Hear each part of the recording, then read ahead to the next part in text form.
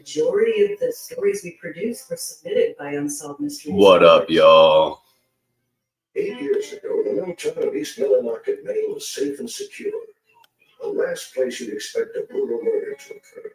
We did a story called Maine Petition, which took place in a small town. And it's one of those stories that we might not have done. It might not have come to the attention of the researcher. The town hadn't sent in a petition. I think it was 6,000 signatures asking us to do this story.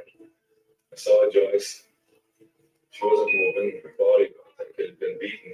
And that case was eventually solved. Joyce's killer was identified.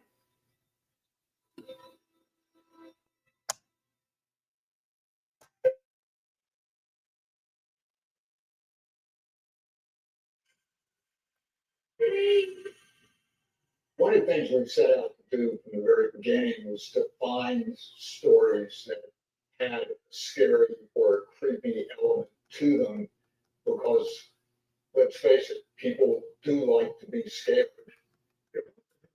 It's through the opportunity to go inside the mind of an arsonist. There was this one story we did called Unknown Arsonist, where a guy found a jacket on the side of the road. There was a videotape in the jacket, pulled out the videotape, played it.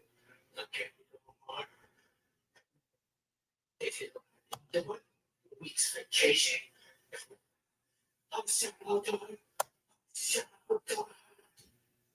The person who had set the fire was narrating the tape, like he was watching the fire happen and narrating it at the same time. It was very creepy.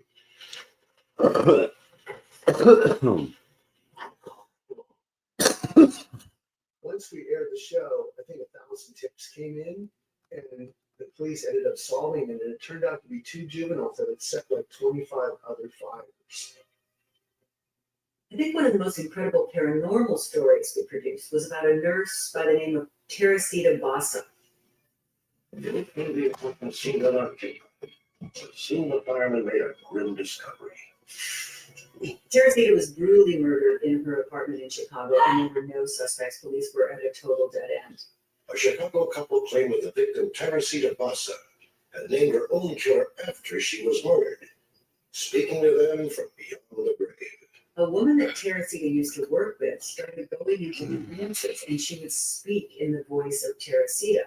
You must go to the police. The police cannot find my killer. His name is Alan Showery. And she actually named Teresita's killer. And it turned out she was right. Alan Showery was his name, and he was arrested. And he was so freaked out by how police were able to track him down that he confessed to Teresita's murder in the courtroom. That is one story I will always remember.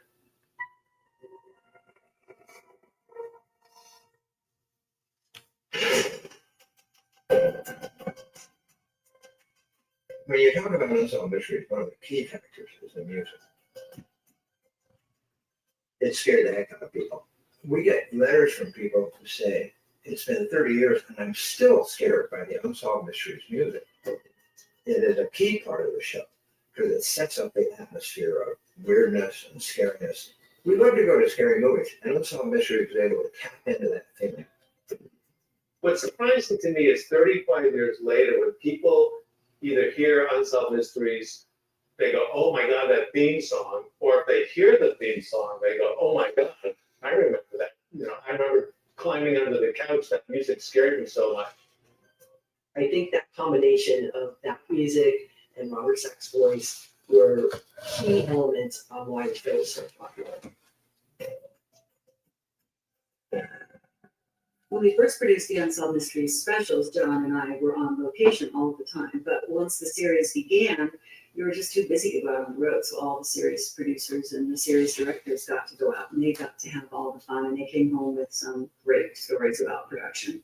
One of the best things of Unsolved Mysteries was that we shot on location in the places with the people that were involved in that mystery. And for some places, it was the first time they'd ever seen a TV film crew come into their town.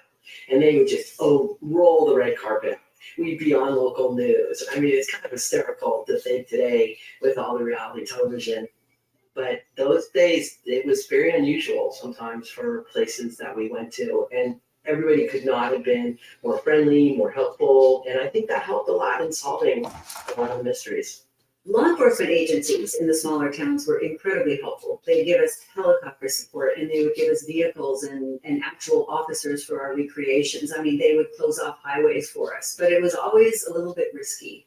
I remember one shoot, we probably had the entire police department helping us recreate a crime scene, and we were just about to start shooting, and they got called to a real crime scene. And the crew was left just standing there with nothing to film. But they eventually came back, and we eventually got our scenes. I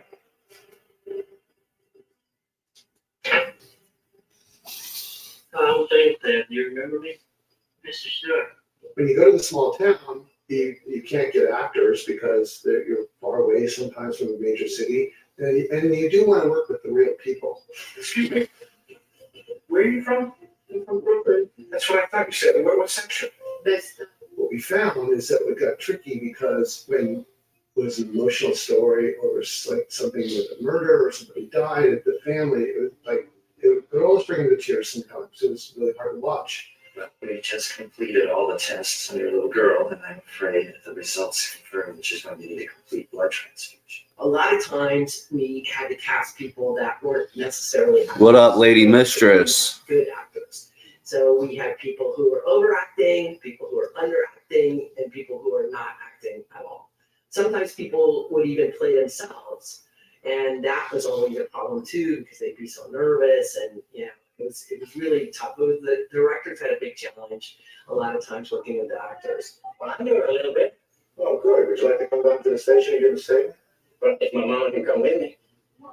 We would go into a small town to do a story, and we would cast quote unquote actors, and they would all come from small theater groups. Good to see you. Who the hell is Fifi? And so Unsolved was America's Little Theater. There's no reason to accept that. It's so intercultural. She loves that movie. I love him too. That's why I want to spend more time with him. You get enough time to spend with him, but he needs me. The casting process was always very interesting drama. What was most important for us was that the actors looked like the real people, so the audience wouldn't get confused. And their ability to act wasn't nearly as important. One time we did a story about a fugitive who was on the run, and we cast a guy who looked exactly like him. The show aired, and someone called in that the fugitive was eating at a restaurant. So they sent the police over and they arrested him, but it was the actor, not the fugitive.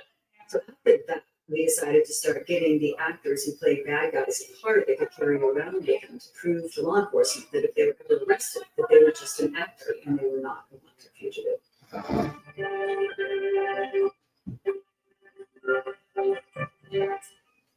I got this whole thing. And it's a bill from the store where I got it.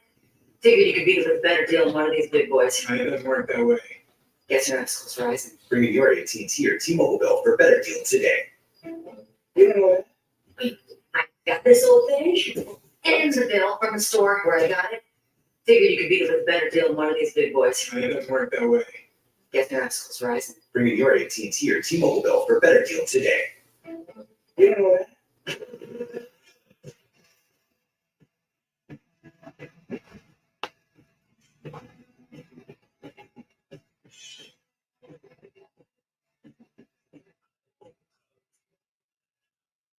Leo's working hard, growing. Pampers is working hard, keeping him dry. Only Pampers Swaddlers have the Keep Dry liner to keep him comfortably dry. Pampers, behind every baby. If dogs were influencers, they'd probably review pepperoni treats like Getting tougher. Oh my gosh, getting tougher. smoky, beefy. Pepperoni is slow cooked for 2.5 hours. Yeah. Thankfully, dogs are dogs. Treat the best to the best. Pepperoni. The pepperoni, side of gravy. Of course, if dogs were influencers, they'd probably review pepperoni treats like Getting tougher. Oh my gosh, getting tougher. Open the panel. smoky, beefy. Pepperoni is slow cooked for 2.5 hours. Yeah. But thankfully, dogs are dogs.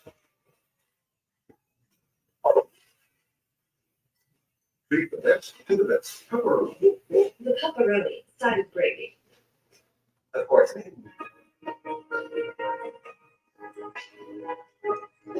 So that we had to cast a scene where these two guys robbed somebody, and we're calling people in to, audition, and so we have them do a little quick improv. So these two guys come in and they do the improv, and they scared everybody in the room. They're like, did the perfect robbery. They like strong armed the person. They gave them a look, and we're all like, oh my god, how did? So I asked them. I said, how come you go? What do you guys really do? They go, oh, we're really robbers. That's what we do. So they go, When the actors didn't match the real people quite as well as we needed them to, we would use makeup and wigs to help create a better match. And some of those wigs and mustaches actually made matters worse, I think. Looking back on some of those recreations, they were just too funny. There's actually an Instagram account called Wigs of Unsolved that one of our fans put together, and it's dedicated to the ridiculous looking wigs of unsolved mysteries.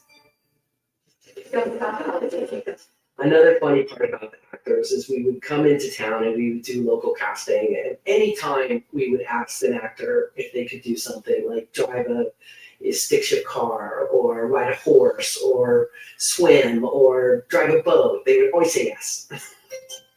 So we did a story once about a couple, and they were horse riders, and so when we cast the lookalike actor, asked him if he rode a horse. Oh yeah, I grew up on horses. I've ridden horses all my life. We hired these two, they got them up on a horse and they were riding along the side of the road. Supposed to be a nice romantic, ride together to establish their love relationship. And the horse just takes off, just galloping away from the set. Fast. And you could see he had no idea how to control this horse. He was hanging on for dear life. Luckily, the woman was a good horsewoman, and she was able to catch up to his horse, stop the horse before he fell off and really hurt himself. Needless to say, there were no horse riding scenes with him. Have you got the note? What note? from the parking garage. For the most part, there's recreations where there's What up, Mistress Fat? What to do?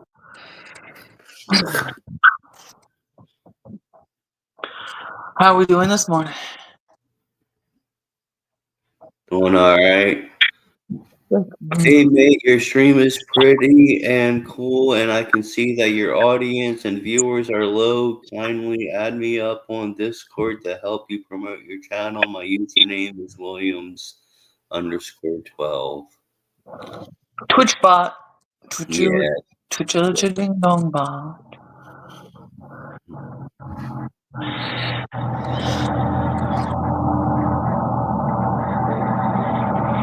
What is that noise? What noise? There's a background noise over there. It might be the heat. I don't know. The heat just kicked on. Yeah, must be it. We got snow. Oh, yeah. Yeah, it's fucking cold as shit.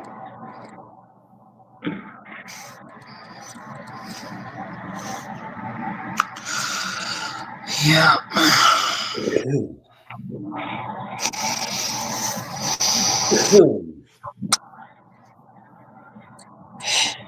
So, yeah.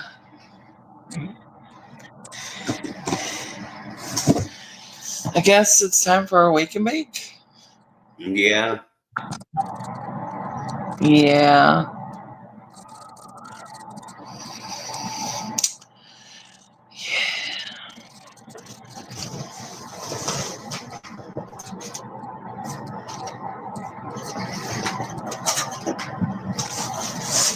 Okay.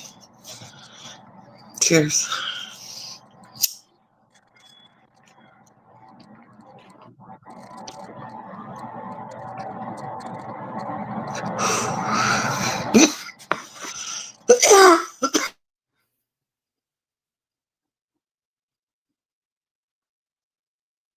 All night long.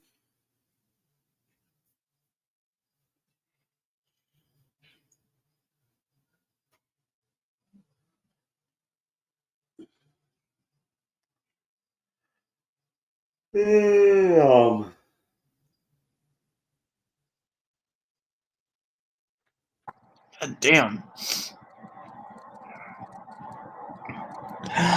Whew. You alright? Yeah. This is good stuff. Plus, I put Keef on top of the bowl and then wax on top of that. And then I filled this thing with grape Faygo. Oh yeah. Yeah.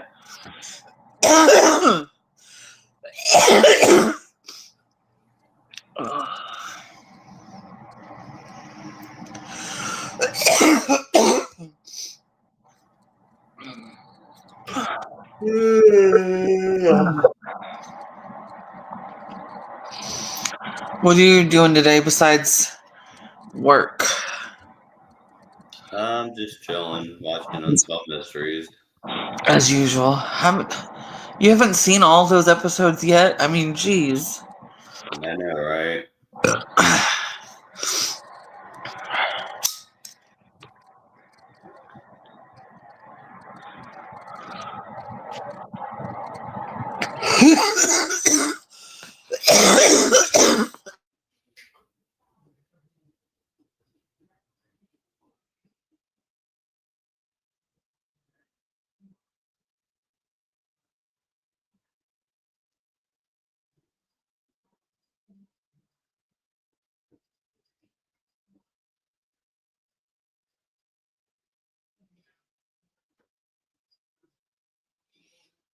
I gotta grab a cup of coffee. I'll be right back.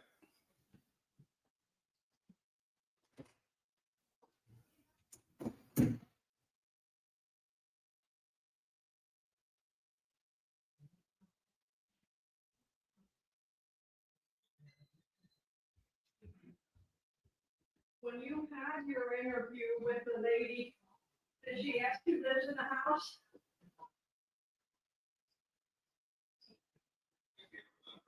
All right, well, if she says anything, just say my stepdad and my mom are separated, but he stops in sometime to see my pop.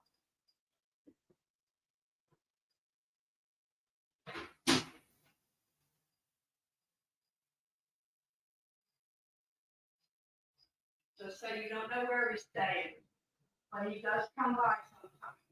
He don't stay here.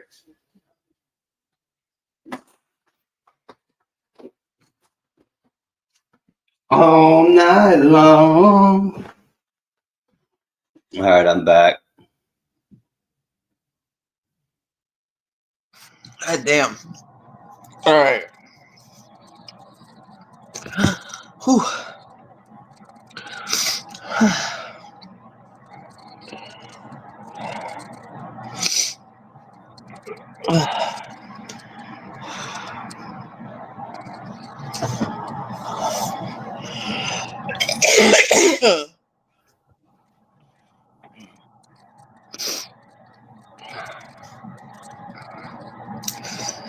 Whew. Damn.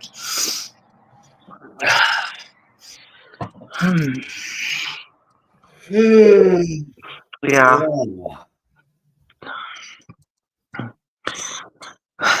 So,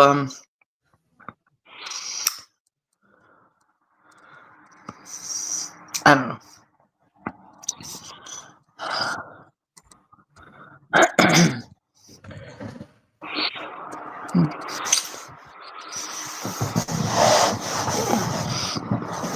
Started journaling again. Oh yeah, Yeah. Like yesterday. that's cool. Yeah.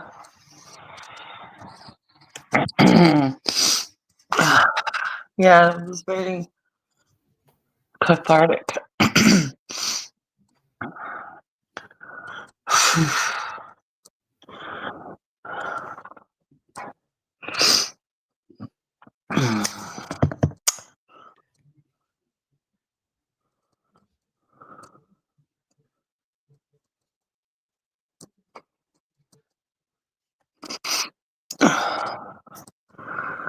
I'd suggest journaling to you, but you have to be literate for that. Oh yeah. Yeah.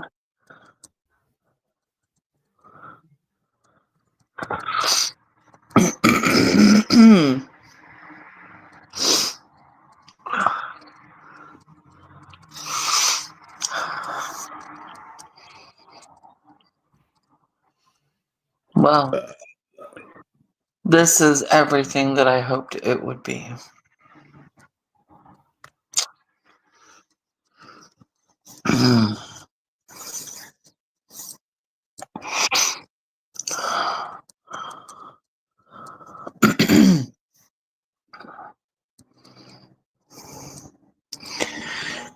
Replicon, we should suggest a new category for Replicon Radio Awards, and it should be most boring podcaster ever.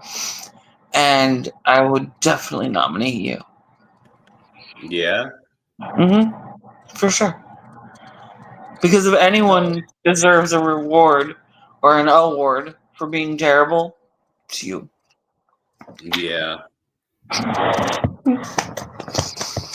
I cracked myself up. If I didn't crack myself up, I wouldn't crack anybody up.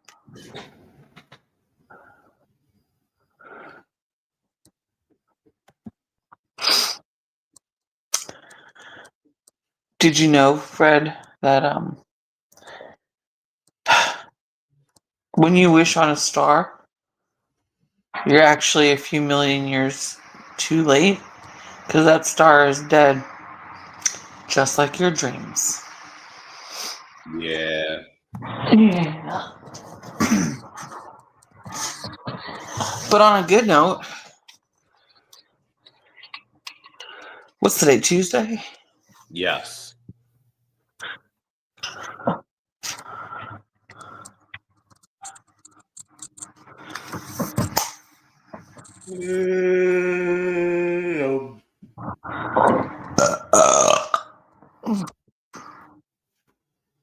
All night long.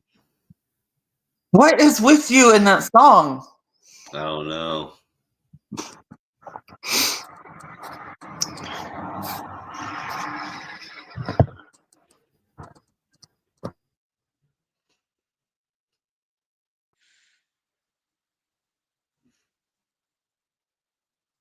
I don't understand it.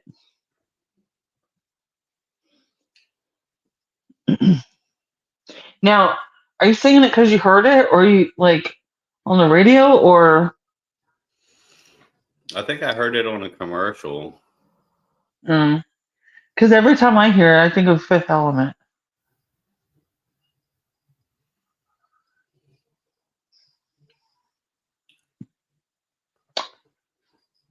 Hmm.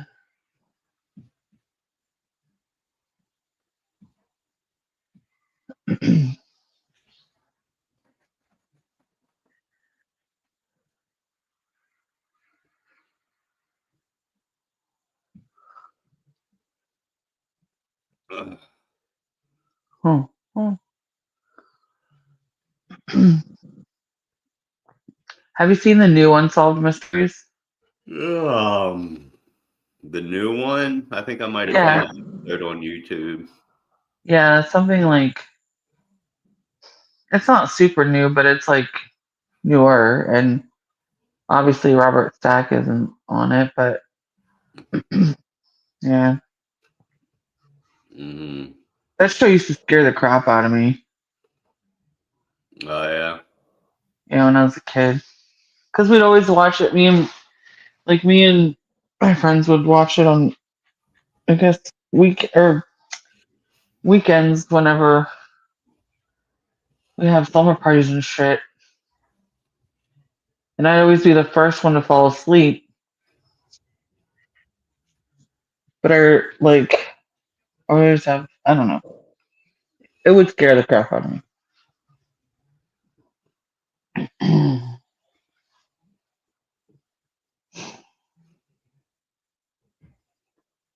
Did you ever go to slumber parties with your girlfriends, Fred? Summer parties. Slumber parties. Oh, slumber parties. Well, or with your guy friends. Yeah, it's probably more like guys. Not really, no. No? Hmm. Surprises me.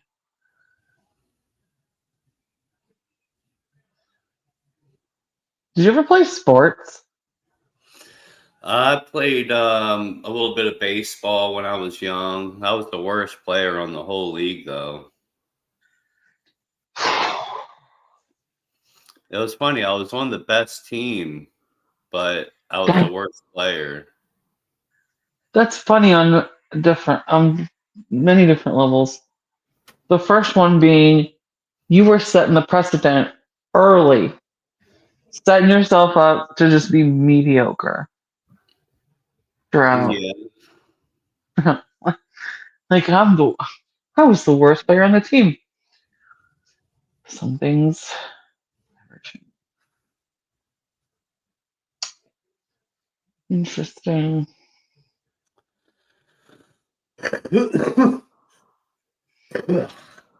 I miss playing kickball. That was so fun.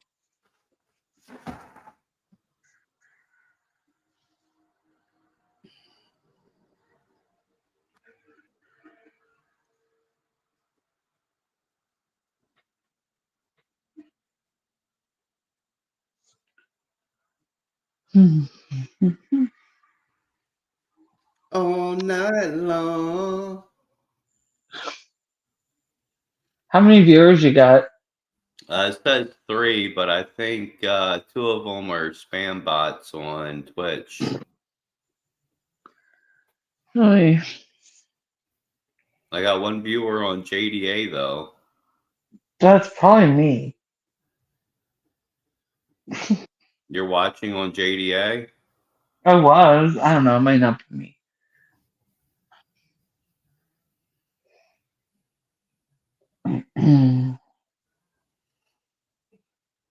Now you're gonna get that damn song in my head. All night long. Ay, such an a-hole. Could I be evil? What the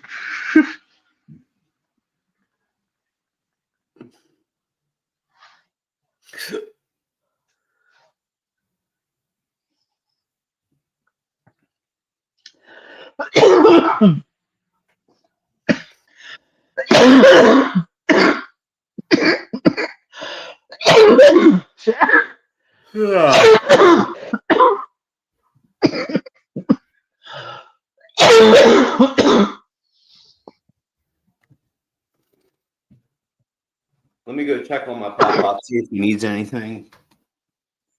Okay.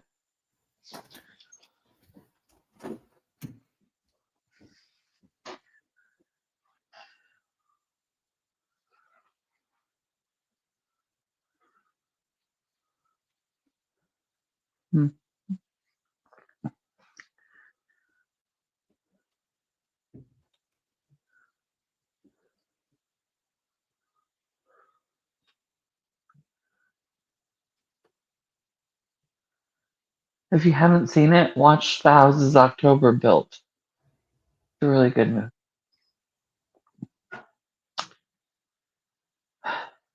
I don't have anything to say for once.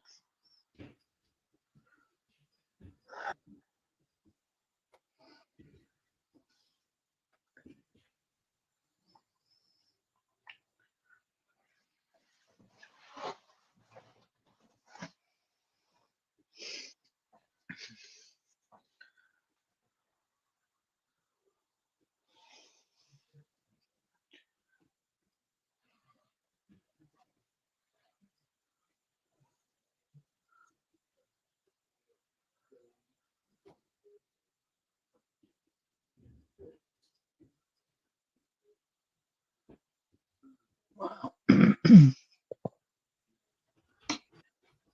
So weird. So very, very weird.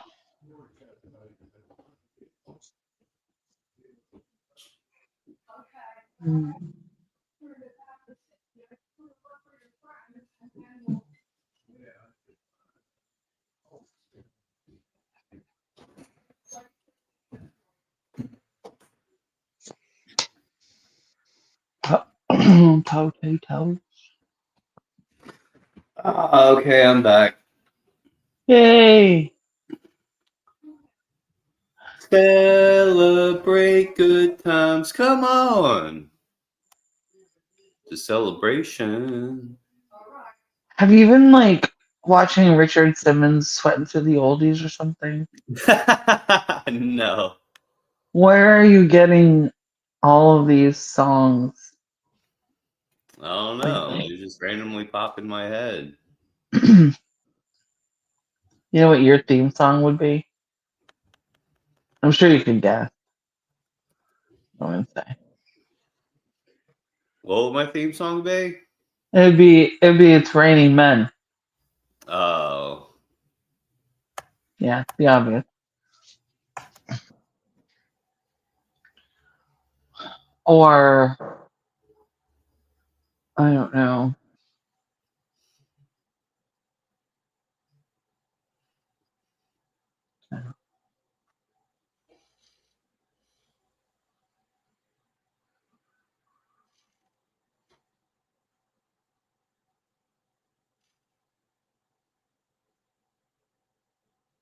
I can't think of anything clever right now. The more time I spend with you, the less clever I get. Yeah. Mm-hmm. You have that effect on people, I think.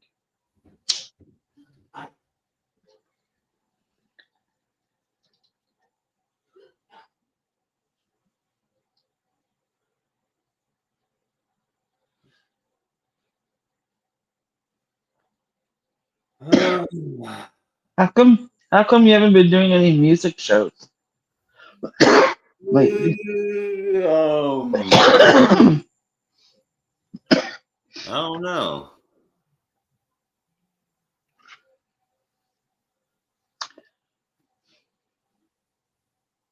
You should do one soon.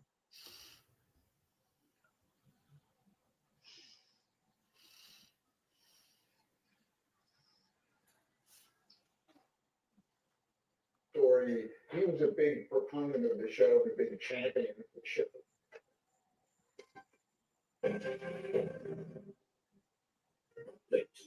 Within minutes of our broadcast, 2 viewers called $800 to report that they recognized Arthur Frank. It was pretty cool when cases started to be solved because people watching had a stake in the show. Even the very first episode of the first season, the case was solved. June 21st, 1986. Gail Delano drove alone to a restaurant in Brunswick, Maine to meet a blind date. The first story I directed was about a young woman in Maine named Gail Delano, and she had. I gotta go. All right, then. Bye. Please contact the Maine State Police. And the thought among the police and her family was that she was answering personal ads and she may have been abducted by one of the people that she connected with. Show aired, and someone who worked in the morgue in a small town in Alabama recognized Gail's photograph from Unsolved Mysteries and in fact solved the mystery. And that was the moment that I realized that this was a different kind of show. The minute that we solved the mystery, it exploded. Even more people started to watch. It was unbelievable.